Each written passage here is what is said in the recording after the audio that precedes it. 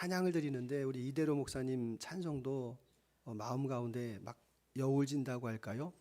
그리고 우리 에스더 특송도 마음 가운데 주님께서 주시는 그 은혜, 그리고 한 해 동안 주님께서 우리를 지켜주신 것, 그리고 세상은 불안하지만 그러나 요동하지 않게 하신 것에 대해서도 너무너무 감사를 드립니다.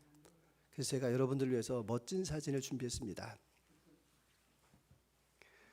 우리 동네는 석양이 아름다운 동네입니다.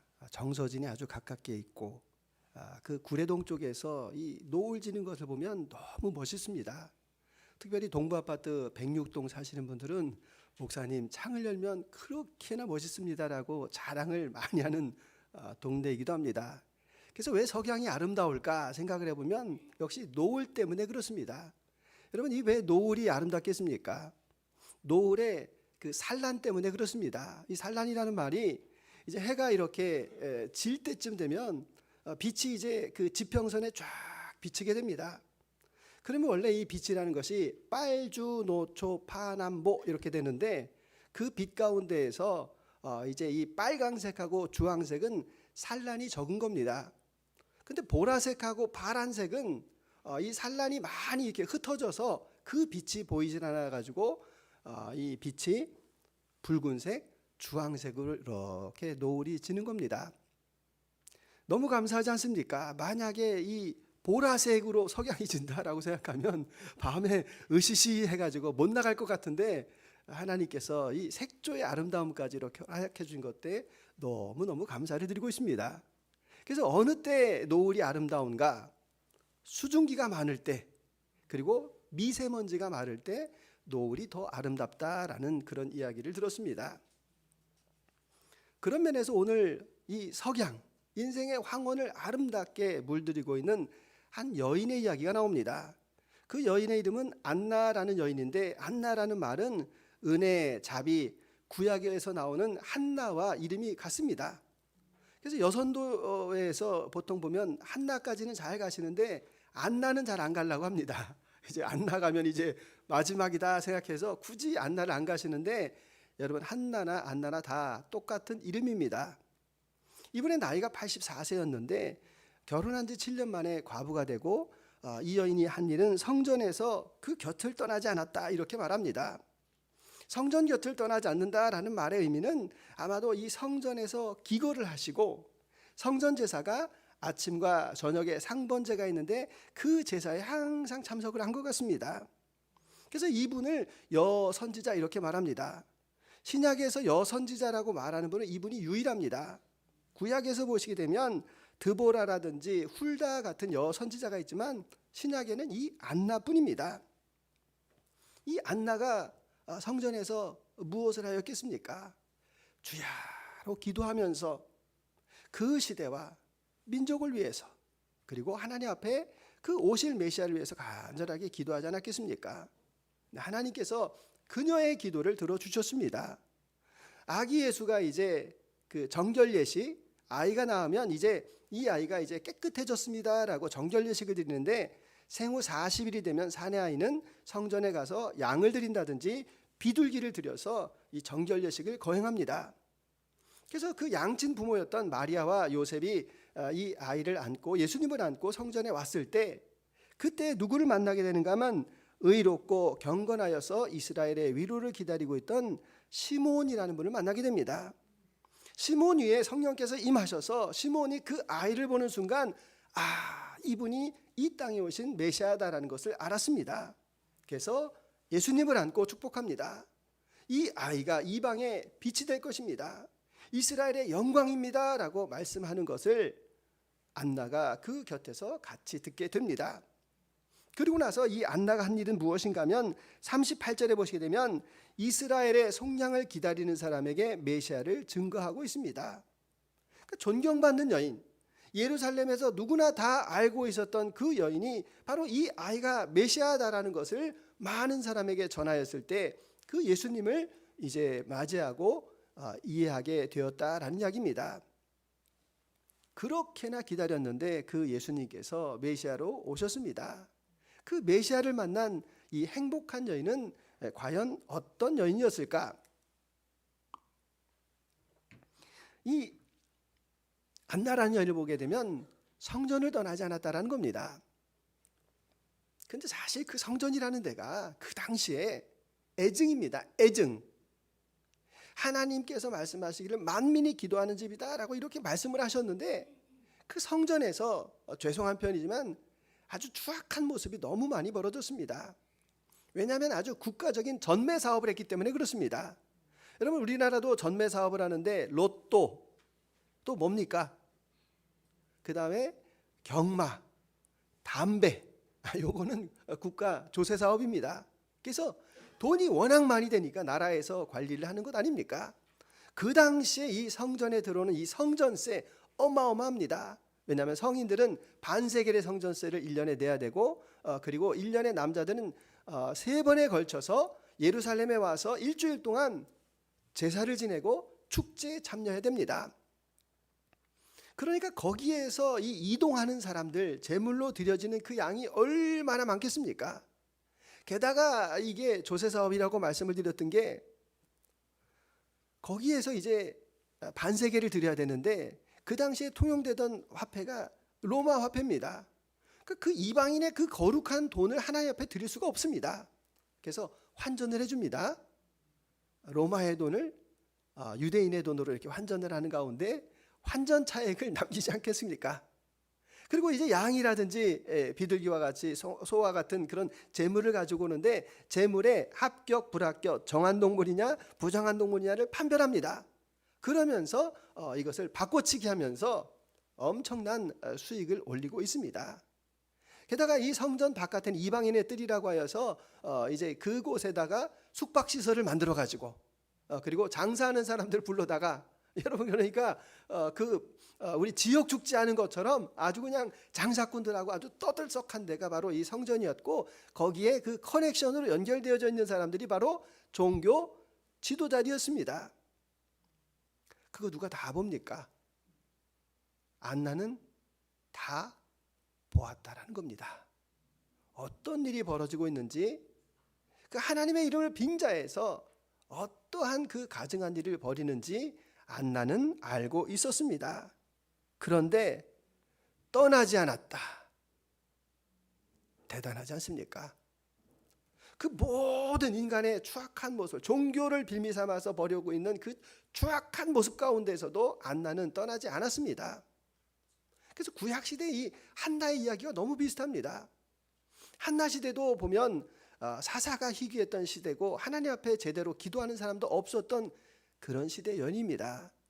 아이를 놓지 못하여서 하나님의 성전에 가서 간절히 기도할 때 그 엘리 제사장, 그 비둔한 제사장, 그 아들 홈리와 비느하스는 회막에서 수종드는 여인과 동침을 하여서 하나님께 그 죽임을 당하고 있는 그런 때 그 엘리 제사장은 그 간절한 여인의 기도도 듣지 못하고 울고며 기도할 때 내가 술을 많이 먹은 것 같다 뭐 이런 엉뚱한 소리 하시는 그 분을 통해서 기도를 받게 하시고 아들을 낳게 하시고 민족을 구원한 사사 사무엘이 태어나는 그러한 역사들을 우리는 보고 있다라는 사실입니다. 여러분 우리 시대에도 마찬가지 아닙니까? 우리는 성전을 사랑합니다. 그런데 성전에 있는 사람들은 미울 때가 많습니다. 특별히 종교 지도자들이 그럴 때도 많습니다. 그런데 우리가 정말 이 성전을 사랑해야 되는 것은 주님이 계시는 곳, 주의 이름을 두신 곳이기 때문에 그렇습니다. 그럼 우리의 모범이 되시는 예수님을 한번 보셨으면 좋겠습니다. 예수님은 그 성전을 어떻게 생각하셨을까? 그 타락한 성전이었음에도 불구하고 예수님께서는 반세계를 그대로 내십니다. 그리고 예수님께서는 1년에 3번에 걸쳐서 갈릴리에서 예루살렘의 그 먼 길을 마다하지 않고 절기를 지키러 가십니다. 가장 중요한 것은 예수님께서 왜 예루살렘에서 돌아가셨습니까?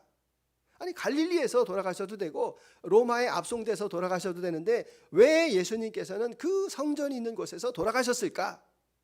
그래서 예수님 자신을 그 이스라엘의 여러 가지 제사의 방법 가운데 헤렘의 제사로 예수님 자신을 드렸기 때문에 그렇습니다. 헤렘이라고 하는 말의 의미는 완전히 진멸하다라는 그런 제사입니다.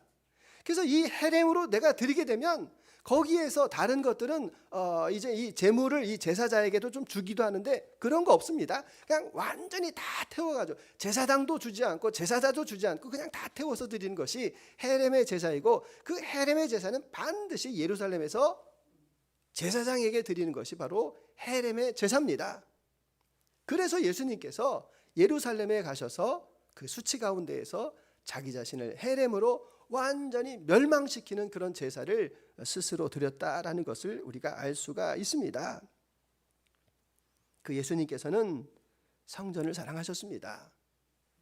이 성전을 헐라 내가 사흘 만에 다시 일으키리라. 본인이 주님께서, 예수님께서 성전 되심을 우리에게 말씀하고 계십니다. 그래서 우리는 우리가 섬기고 있는 그 교회를 생각하게 됩니다. 교회는 좋은 모습도 있고 사람들이 모여 있기 때문에 나쁜 모습도 있습니다.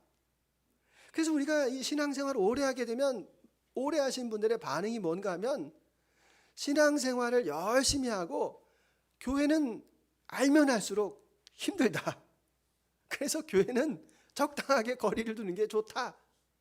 이런 속설 가운데 우리들이 살아가고 있기도 합니다. 여러분은 어떻습니까? 어떻게 생각하십니까? 여기서 우리가 중요한 관점이 한 가지가 있는데, 여러분, 사람은 다 죄인입니다. 다 거기서 거깁니다. 그래서 내가 아무리 좋게 생각하는 사람도 가서 살아보면, 곁에 있어 보면 그 사람도 다 똑같은 단점이 보입니다. 다른 사람이 저를 보고 뭐라고 이야기하겠습니까?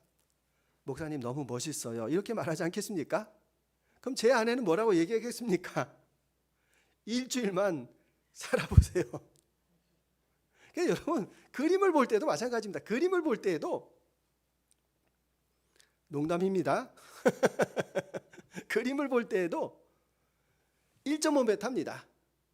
너무 가까이 가서 보면 티가 다 보이는 거고, 멀리 떨어지면 그 작가가 의도하고 있는 그 구상을 제대로 볼 수가 없기 때문에 그림을 볼 때는 1.5m에서 보라고 하는 그런 말이 있습니다. 그래서 우리는 사람 사이에서 원칙이 필요합니다. 원칙. 그 원칙이 무엇인가 하면, 내가 따르는 지도자가 있습니다. 그래서 그 지도자를 생각해 봅니다. 이 지도자가 믿음 안에 서 있는가? 그리고 이 지도자를 신뢰할 수 있는가? 이것을 먼저 생각하시는 겁니다. 그것을 우리는 총론이라고 이야기합니다. 그래서 총론에 이 지도자는 합당하다라고 이렇게 생각하시면, 여러분, 강론에서는 여러분이 마음을 넓게 가지셔야 됩니다.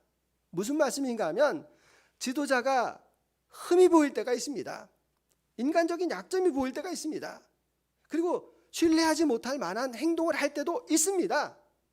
그러면 어떻게 해야 되는 겁니까? 그 나머지 부분을 내가 덮어드려야 되겠다라고 이렇게 생각해야 된다는 겁니다. 그것은 직장 상사일 수도 있고, 나의 배우자일 수도 있고, 나의 가까운 친구일 수도 있습니다. 그래서 내가 생각하는 큰 테두리에서 벗어나지 않는다라고 하면, 그 다음부터 보여지는 그 약점은 도우라고 우리를 보내주신 것 아닙니까? 그래서 저도 신앙생활하는 가운데에서 제일 만나서 오랫동안 교제하는 분 가운데 소년원 사역하시는 이재한 목사님이 계십니다. 30년이 넘게 만났으니까, 그리고 같이 신앙생활도 해봤으니까 장점이 보이고 단점은 또 있습니다. 예, 단점도 그분도 계십니다. 그런데 그걸 보지 않고 정말 주님 앞에 바로 서려고 하는 그 마음을 보고 이제까지 교제를 하고 있습니다. 노을을 말씀을 드렸지만, 노을은 과학자들이 보기에 저거는 빛도 아닙니다. 잘못된 빛입니다. 그러나 우리가 미적인 감각을 가지고 볼 때 아름답다라고 이야기할 수 있는 것이 바로 우리가 그 약점을 다 이해하기 때문에 그러하다라는 겁니다. 그래서 여러분, 꼬리가 몸통을 흔들지 않았으면 좋겠습니다. 그 사람의 약점과 그 사람의 단점 때문에 내가 그 사람의 그 몸통까지도 흔들어서야 되겠습니까? 그의 약점이 보일 때 내가 기도하겠습니다. 그의 부족한 점을 내가 도와드리겠습니다 라고 결단하는 것이 필요합니다. 우리가 섬기고 있는 교회도 마찬가지입니다. 여러 가지의 나에게 맞지 않는 부분이 있을지라도 그곳에서는 주님이 계십니다. 나는 그 주님을 사랑합니다. 그래서 나는 주의 몸된 교회를 섬겨나갑니다. 이런 결단이 있으시는 저와 여러분들 되실 수 있기를 소망합니다.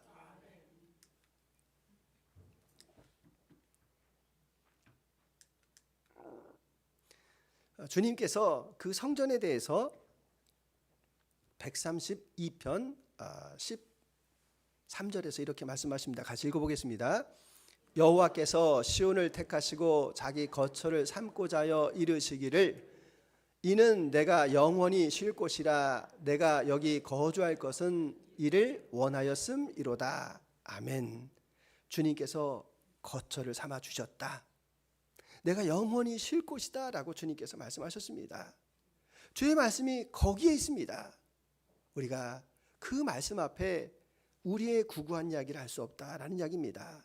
주님이 계신 곳을 내가 사랑하겠습니다. 남들은 뭐라 할지라도 나는 그 성전에 머물겠습니다. 이런 고백이 함께 하실 수 있기를 소망합니다. 그 안나를 보시게 되면 성전에서 기도합니다. 그 당시에 이 안나가 바라보았던 종교 지도자들이 얼마나 많았겠습니까? 종교 지도자 늘 와서 이렇게 예배를 드리는데 그 모습을 많이 보았는데 그 당시에 종교 지도자들은 현실 참여적인 사두개인 제일 상층부에 자리 잡고 있고 그 다음에 한 600명 정도 되는 이 바리새인이 있습니다. 한 6,000명 정도 되는 이 바리새인들이 있는데 이 사람들은 이제 율법을 가리키는 주로 랍비들이 많이 있었습니다. 이 사람들도 메시아를 기다린다고 합니다. 어떤 메시아를 기다리는가 하면 이 사두개인들은 현세적인 메시아를 기다리고 있고 그리고 이 바리새인들은 다윗과 같은 정치적인 메시아를 기다리고 있습니다. 근데 여기에만 지도자가 있는 게 아니라 그 당시에 이 에세네파라고 하여서 이제 이 세속의 모든 것을 다 끊고 광야에 가서 독신서원하면서 종신서원을 하고 있는 그런 에세네파도 있었습니다. 또 그것만 있는 것이 아니라 우리가 이 로마의 압제에서 벗어나야 된다라고 하여서 군사력을 일으켜가지고 싸우고 있는 젤로 땅이라고 하는 열심당원들도 있었습니다. 자, 그러면 그 당시에 이 네 가지의 그 종파의 지도자들이 있었는데 일반 백성들은 어떤 종파를 가장 좋아했겠습니까? 사두개파, 바리새파 사람들은 종교를 가장하여서 그 백성들을 고통에 빠뜨린 사람들이기 때문에 좋아하지 않았습니다. 누굴 좋아했는가 하면 박력 있는 사람들을 좋아합니다. 박력 있는 사람이 누굽니까? 이 열심당원들, 총칼을 들고 이 로마의 압제에 싸우고 있는 그 사람들을 좋아했습니다. 그것을 알 수 있는 것이 대표적인 것이 예수님께서 십자가에 달리실 때 사람들에게 이 빌라도 총독이 물어봅니다. 6월절이 되면 총독인 내가 한 사람을 살려줄 수 있는데 여기 예수라는 사람이 있고 바나바라는 사람이 있다. 이 바나바는 그 열심당원의 지도자였습니다. 누구를 살려줄까? 그때 이구동성으로 다 바나바를 살려달라고 이렇게 외치는 것을 볼 수가 있지 않습니까? 그 세상 사람들은 박력 있고 액션 넘치는 사람들을 좋아한다라는 겁니다. 그래서 우리가 이 시대를 볼 때에도 큰 소리를 내고 그리고 거리에서 외치는 사람들은 더 좋아합니다. 그러나 여러분 정말 착각해서는 안 되는 것이 있는데 성경을 한번 보시기 바랍니다. 성경에서 바리새인이 훌륭합니까? 누가 훌륭합니까? 성경에서는 이름 없이 빛도 없이 하나님께서 이 땅을 통치하신다는 것을 알고 기도하는 사람이 더 소중하게 여기는 것이 바로 성경의 원리다라는 것입니다. 그래서 우리가 투사가 되어서 그 악한 일에 맞서 싸우는 것도 중요하지만 그러나 그 투사가 될 때 용과 싸울 때 용이 되어가지고 나중에 신앙의 정체감을 다 잃어버린 사람들이 얼마나 많이 있습니까? 시국을 보면 분노가 왜 없겠습니까? 그러나 이 시국 앞에서도 우리가 정말 중요한 것은 주님 내가 미움 갖지 않기를 원합니다 라고 기도하는 것이 너무 중요합니다. 저도 오늘 설교를 준비하면서 너무 답답해가지고 제가 정치에 대해서 아는 게 뭐가 있겠습니까? 그래서 제가 믿을 만한 분한테 두 분한테 전화를 했습니다. 이 시국에 대해서 어떻게 하는 게 좋겠습니까? 저도 시원한 답을 얻지를 못했습니다. 시대가 그렇습니다. 근데 중요한 것은 주님께서 이 시대에 대해서 판단하지 말라라고 말씀하고 계십니다. 여가 잘한 겁니까? 야가 잘한 겁니까? 근데 제가 분명하게 아는 것은 부부싸움은 아무도 도와줄 수 없다라는 것을 제가 압니다. 저도 괜히 부부싸움에서 내가 다 들어보고서 심정적으로 이 사람이 옳은 것 같다라고 해가지고 수저를 얹어가지고 그 부부들하고 의절을 2번이나 당했습니다. 그래서 제가 누가 싸울 때는 절대로 내 생각과 내 의견을 말하지 않겠다. 왜냐하면 말하는 사람의 입장이 있으니까. 들어보면 여의 이야기가 맞으니까. 들어보면 야의 이야기가 맞으니까 나는 판단하지 않겠다라고 생각을 했습니다. 다만 내가 할 수 있는 것이 무엇일까라는 것을 생각해 봤습니다. 그랬더니 제가 3가지로 정리를 해봤습니다. 죄를 지은 사람은 벌을 받게 해주세요. 여러분 이거 원칙입니다. 죄를 지은 사람은 벌을 받게 해주세요. 2번째가 뭐겠습니까? 이제 새로운 지도자를 뽑을 때 제발 우리는 내 사적인 감정에 매몰되지 않고 통찰 있는 지도자를 뽑기를 원합니다. 그리고 또 한 가지가 있습니다. 주님 이 나라를 다시 새롭게 하심을 나는 믿습니다. 여러분 그 원칙을 가지고 기도하셨으면 좋겠습니다. 그래서 이 기도라고 하는 것이 얼마나 중요한가 하면 여러분 여기에서 마태복음 9장 38절에 같이 한번 읽어봅니다. 그러므로 추수하는 주인에게 정하여 추수할 일꾼들을 보내주소서 하라 하시니라. 아멘. 자, 이 배경을 보시게 되면 지금 추수가 다 된 겁니다. 꽉 찼습니다. 이걸 보통 전도로 표현하는데 이제 전도의 때가 다 되었다라는 겁니다. 그런데 그때도 중요한 것이 있는데 주인에게 청하라는 것입니다. 너희가 일꾼이 다 있다라고 만족하지 말고 그래도 필요한 일꾼이 있으니까 그 주인에게 기도해서 그 일꾼을 보내어달라고 기도하라라는 겁니다. 그러니까 내가 다 이루었다라고 하는 그 상황 속에서도 하나님 앞에 기도하고 하나님께서 하실 일에 대해서 기대하고 나아가는 것이지 추수가 다 되었다고 내 마음대로 추수하는 것도 아니라는 것을 우리에게 말씀해 주고 계시는 것 아닙니까? 그래서 마틴 루터는 하나님께서 일하시도록 내가 하는 일보다도 더 많이 기도하기 원합니다. 그 대단한 기도 아닙니까? 내가 어떤 일을 할 때 2시간을 내가 일을 하는데 그 일에 대해서 하나님께서 일하시도록 내가 2시간 더 넘게 기도하기로 합니다라는 것이 마틴 루터의 기도입니다. 찰스 스펄전은 우리가 기도를 통해서 이 땅에 하나님의 능력을 가져온다라고 이야기합니다. 그래서 우리가 할 수 있는 그 일보다도 하나님께서 하시는 일, 하늘에서 이루어진 것이 땅에서도 이루어지다라고 우리가 기도하는 것 아닙니까? 내가 열심으로 일할 때가 있습니다. 내가 열심으로 일하는데 내가 열심으로 해서 능력은 나타나는데 사람의 마음을 얻지 못할 때가 많습니다. 그러니까 우리는 인간이기 때문에 때와 장소와 마음을 얻을 수가 없습니다. 그래서 히브리서 가운데에서도 이제 이 스만이라는 단어를 쓰는데 인간의 때가 있다는 겁니다. 근데 에트라는 단어를 쓰는데 그것은 하나님의 때, 케이오스의 타임의 시간이 있다는 겁니다.